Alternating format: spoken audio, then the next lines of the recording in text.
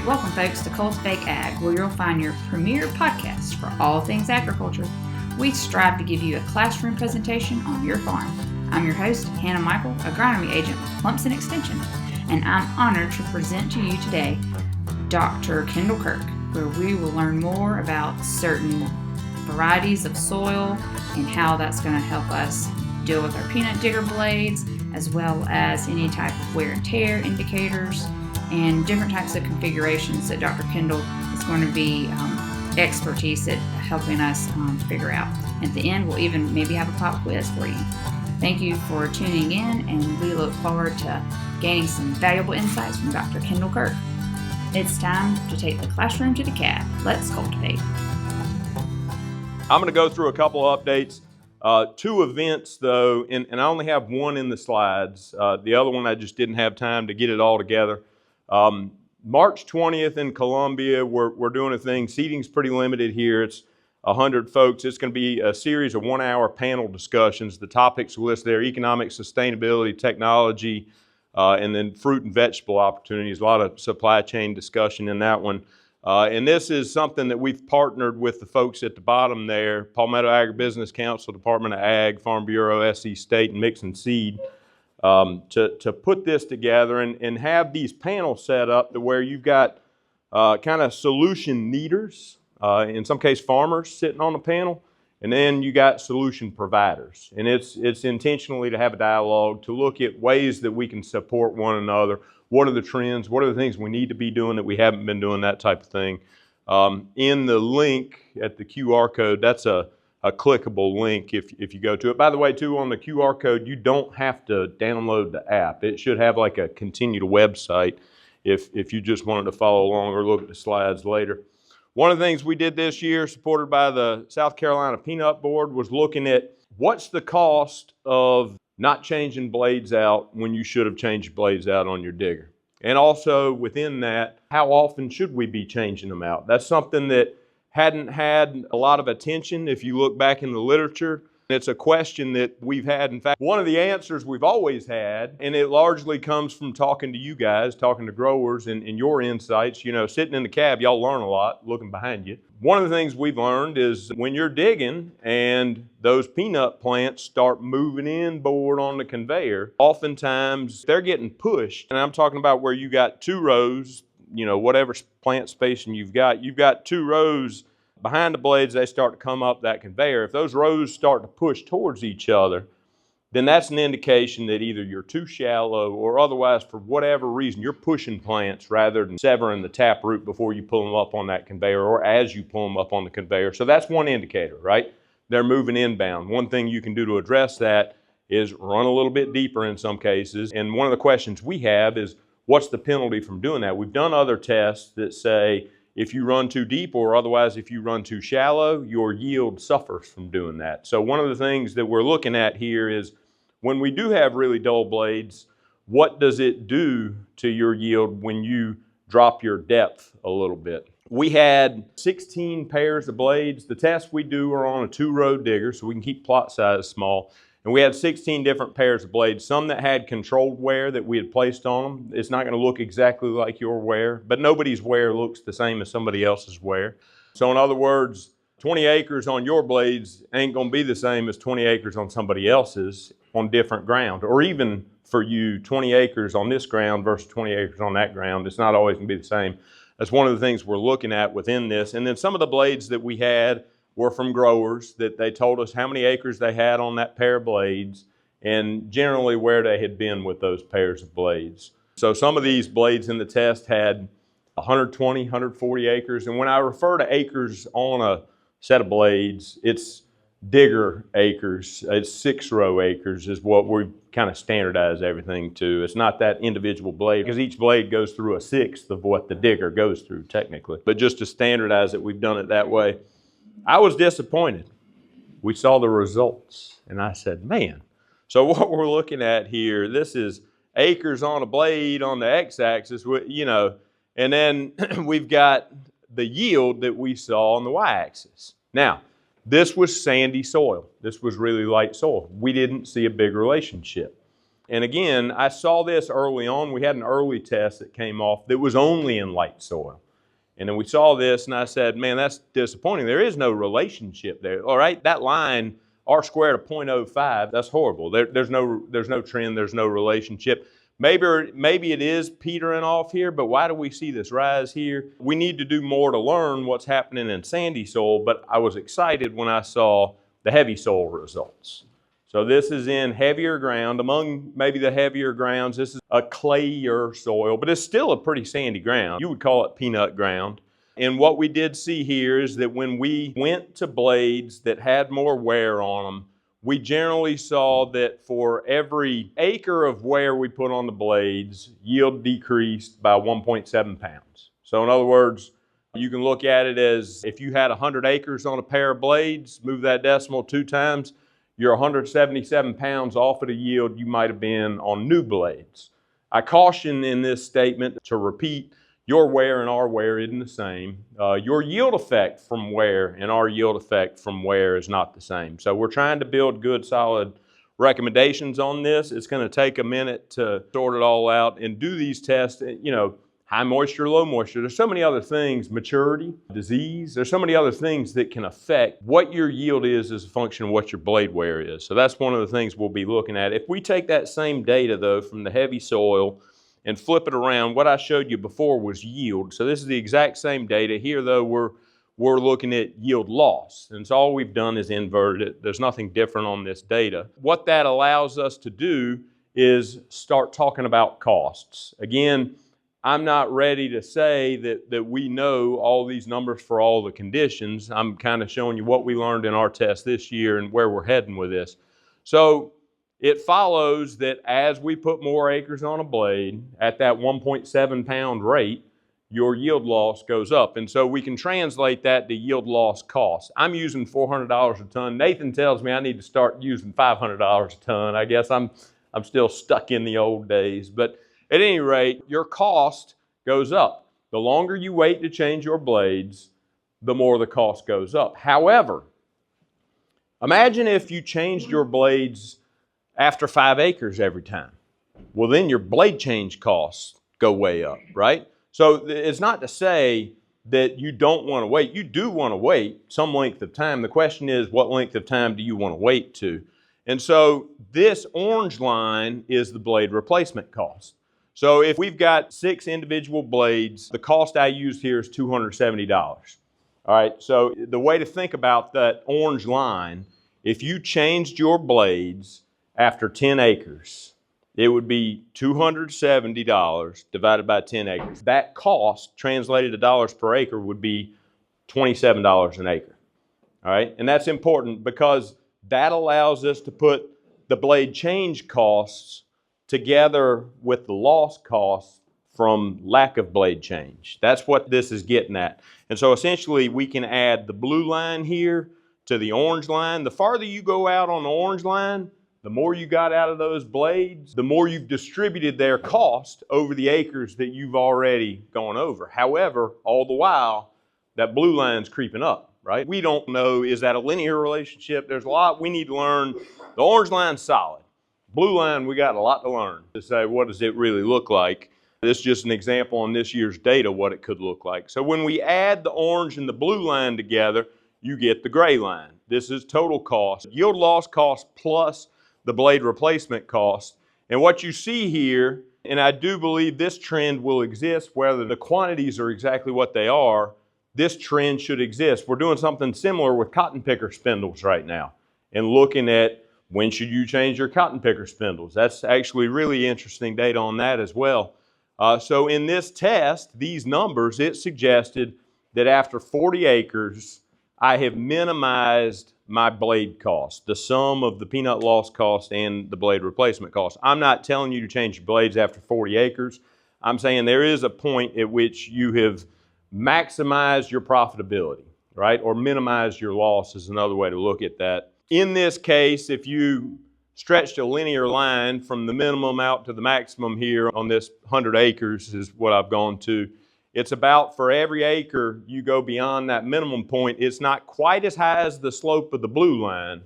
Remember I told you that was $1.70, $1.80. This one's $1.30. It's the sum of those two lines. That orange one keeps decreasing along the way there, and it's roughly linearized by then. Because my wear and your wear is different, because everybody's wear is different, and because everybody's loss as a function of wear is different, we're trying to objectify this. In other words, we're trying to say, is there something we can measure? Is there some physical relationship of wear that we can indicate to the grower that it's time to make the change, or some kind of decision aid tool? So we don't expect that you're going to do this, but we're kind of digging into this and looking at all the things we can look at to say what relationships do exist. So we've got a kind of a leaping off point. This is looking at blade mass. All right, so this is blade mass on these blades that we ran in the same ground over the same amount of acreage, so that we know it's consistent in the wear, other than moisture, which we couldn't control at the time of digging. But this took course over a week, roughly. You know, it was a week to take all the sets of blades we had, all the dots on here essentially, and show what it would be. You see blade bevel up and blade bevel down on these results here, and you see that the mass does decrease with time. So we could say, okay, well, we can just get everybody to take your blades off and weigh it and use that as the decision aid tool. Well, no, nobody's going to do that. We're not suggesting that you're going to do that to decide, is it time to change your blade? But it is exciting to see that there is some physical measure of the blade that could relate to something non-subjective, something objective that could say, how much wear do you have? The other thing we're looking at is digital image analysis. This may be something that you could do. Maybe you could take your cell phone out and take a picture of that blade edge and then run it through some image analysis tool to say how much wear does it have. And that's what we've done here. We haven't run it through the image analysis tool or begun to build it yet, but this is a brand new blade from KMC. All of these were KMC blades. And this is that same blade after it's got, or out of the same lot, after it's got 240 digger acres on the blade. So you can definitely see some differences, and maybe an image analysis tool can help us to get at this. There's some other things we're looking at, wear indicators, that type of thing, that might be able to help us get at it. Another project that we've worked on, ported by Peanut Board, Cotton Board, and Michelin. One of the things we're doing in CUCAT is trying to increase industry collaboration in all that we do, and bringing in industry on the various projects we're working on. This involves a lot of cooperation with some of the farmers in our area for the equipment, the commodity boards, and then here also Michelin playing a role here. So if you saw a tire that looked like that on one of your pieces of equipment, would you do something about that? Yeah, a lot of nods in the room. All right, these tires are designed to look like that. And Jerry Hahn here, one of the things Jerry's working on is kind of automating the process of setting tire pressure. That's one of the things that you'll understand better as I get into it. And most of your bigger ag tire manufacturers have this technology, so not just Michelin. Michelins are called yield bib tires. They cost a lot more, but I'm going to show you, we're investigating what the value of that is, and I'll show you what we learned in year one. But basically the tires, they call them high sidewall flex tire technology, or ultra high sidewall flex tire technology. And they're designed to run at much lower pressures than you can normally run at. So the advantage of that is the footprint. Essentially, your machine, whatever it is, cotton pickers are among the worst. They're 70,000 pounds loaded, these modulating pickers that we've got, and that weight is distributed on 6 tires. All right, so the footprint that that tire sits on directly relates to the amount of soil compaction that you are creating as you drive through the field. So this study is in a peanut cotton rotation, in part to say, where that cotton picker went last year, what does it do to your peanuts next year? But also, the planter went through there this year on both the peanuts and the cotton. So what did that compaction relate to? We're using a strip till planter for all of these tests. This is the same tire. All right, so what we do is we lay a piece of plywood or whiteboard down, we park over top of it, and we spray paint all around where the tire is. From this, we can calculate gross flat plate area. But this is the exact same tire on the pressures you would normally run at a tire that you normally run that doesn't have this technology, versus the low pressures that are suitable and recommended for these tires with the ultra-high sidewall flex technology. And it's about a 50% increase in footprint that you can apply. So therefore, it's about 50% decrease, depending on how you do the math, I guess, on PSI imparted to the ground, right? The weight of the machine divided by that footprint is pounds per square inch that you apply to the ground. The pressure, it's like walking through the grass in high heels versus something with a small diameter heel versus a big diameter heel, right? Who's going to sink in more? Who's going to compact the ground more? This does the same. These are 8-row tests. If you picture each green line as a row, just to show you kind of the row configuration, it's been a challenging test. This digger, we don't have a 6-row digger on the station. We don't do 6-row tests. We'd never have enough land at the station. We've got 2,400 acres there, 800 acres in row crop, but we'd run out of land if we didn't do 2- and 4-row tests, generally 2-row tests. So this is a cooperating grower that loaned us their digger. This is a cooperating grower that loaned us their combine. Logistically, you can imagine, that's the combine he uses to harvest his peanuts. We need it for this test. It's been a tough one, but we've had a ton of cooperation and couldn't have done it without them because we couldn't just use any 6-row combine. We had to use one equipped with these tires. So every plot has got either the high pressure treatment or the low pressure treatment, and it will remain as such year to year on doing this test. So in other words, what was high pressure this last year in peanuts will be high pressure this next year in cotton and vice versa as well. Cotton's a little more straightforward. We are using 4-row picker. So you say, well, that's not going to be the same as my 6-row modulating picker, but we took the duals off, right? So we took that weight and instead of dividing it by 6, we're dividing it by 4. So it really comes really close to the PSI that a 70,000-pound 6-row modulating picker will put on the ground. And folks, some cases, not everybody's running those. There's plenty of people still using basket picker. So you see the effect of where we had the cotton last year on those 8 rows, it'll be peanut next year, and then they'll flip. Ben is if we can't figure out how to do it, we say, Ben, can you figure something out here? So he figured out for us on these 6-row plots, how do we get yield off of these 6-row plots? So Ben figured out he can open the clean out at the end of the cross auger and rigged us up this little trailer here. Now it takes some manual labor to do it, but all the peanuts out of this 6-row plot, they'll fall into that little wagon. We dump them off on a tarp, and then we've got like a hanging fish scale, basically. We take that tarp and weigh it, and now we got a plot yield weight. Because we got weighing systems like on Dan's combines, right? We've got automated weighing systems, but on this grower combine, we needed an alternative without taking a torch to a grower's combine, right? That's oftentimes the torch comes out if we're modifying something.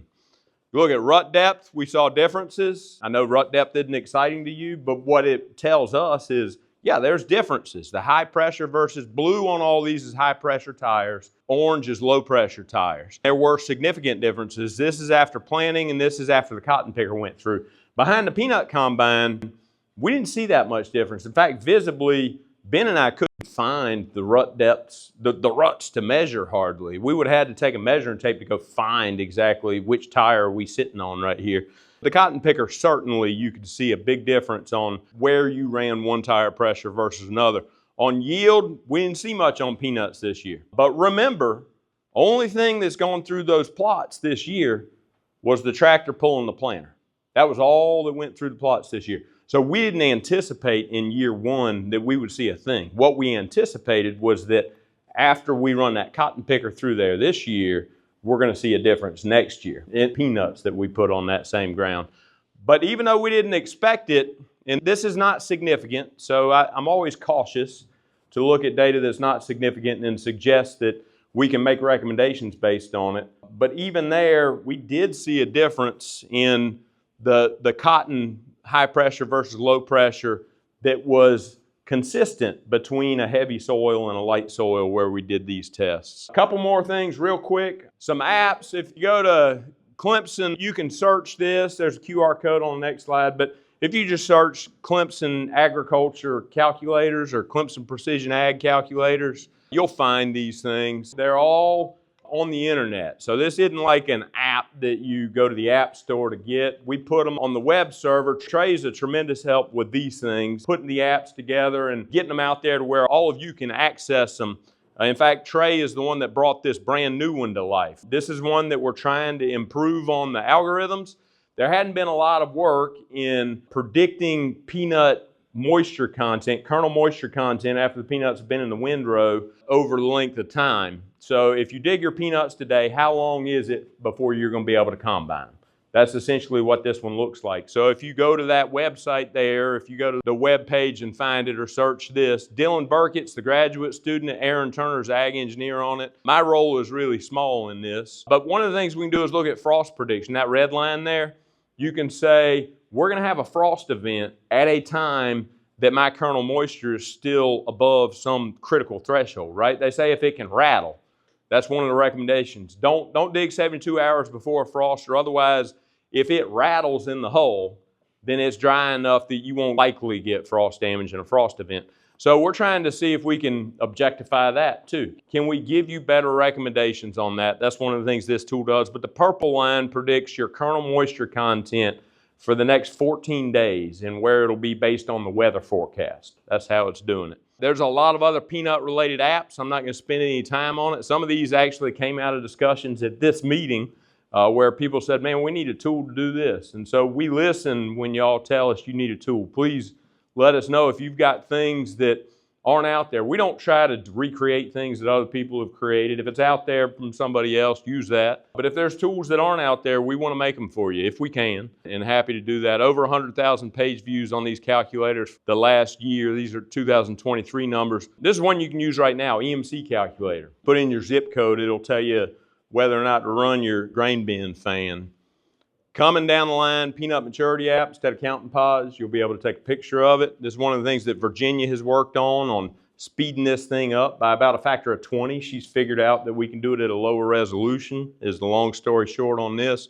And then this is the last thing. One of the things that we're just getting into is, can you take a picture of cotton or peanuts before you harvest them and make a yield estimate? But there's been a lot of work on this, on aerial imagery, drone imagery. In fact, we did a lot of work early on with aerial and drone imagery. And one of the things we realized is everybody's got this in their pocket.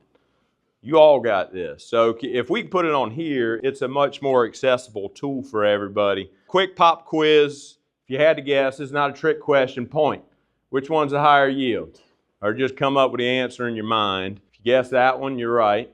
Okay, so we took a bunch of picture cotton plots, peanut plots. This is after you've dug the peanuts, and use those to predict yields. That's what this project gets at. Brand new, this isn't an app that's out there yet. We need to refine the algorithm, make sure it works first. But this is a tougher question. You could have told me which one was a higher yield. Could you tell me for the left and the right which one, or what is the yield of each of those? Mike Jones, who does plots down there at PD Rec for cotton, I've ridden in the picker with him. He knows pretty well within a couple hundred pounds what's the yield of that plot. He's been doing it so long. So if he can do it, I think we can make an algorithm that can do it for the cell phone. Just to show you about how accurate it is, these are randomly selected pictures. The algorithm predicted yield versus actual yield. I swear to you, I did not handpick this one as being I ran a random number generator and sorted them, and I said, give me the top 4 based on a random number generator. That's how I picked the ones to show you. This one's not as good, 11.5% error. We took pictures at all different angles. We need to do different times of day, different cameras. We did 2 different varieties here, tightly held and a loosely held, like a showy cotton. Another one, this is 16% error. That's about as bad as it got in cotton. What do we use this for? I don't know, insurance claims, looking at your neighbor's cotton, looking over the fence. I don't know what we end up using this for. One of the things I know we'll use it for is in research. If it's reliable enough, we can increase the amount of research data we can generate with a tool like this, especially on farm trials. You know, if we're on the station, this doesn't replace the real way of measuring yield. This is not real, right? Or this is not as absolute as putting it on a scale. Peanuts, same story. Virginia's, runners, if you had to guess, which would it be? That one was higher. That was a tough one because it's runners and Virginias in the same picture. So what is the yield though on these Virginias? What would you guess? Come up with a number in your head. If you guessed 5,800 pounds, you were right. The model said 5,200. So we got some work to do. The algorithm's got runners and Virginias combined right now. So I think we can improve these models when we start doing that. On the runners, if you had to guess, 3, 2, 1. 4,800, 4,900 pounds on this one, and the model did pretty decent on this one. Again, those were randomly selected pictures.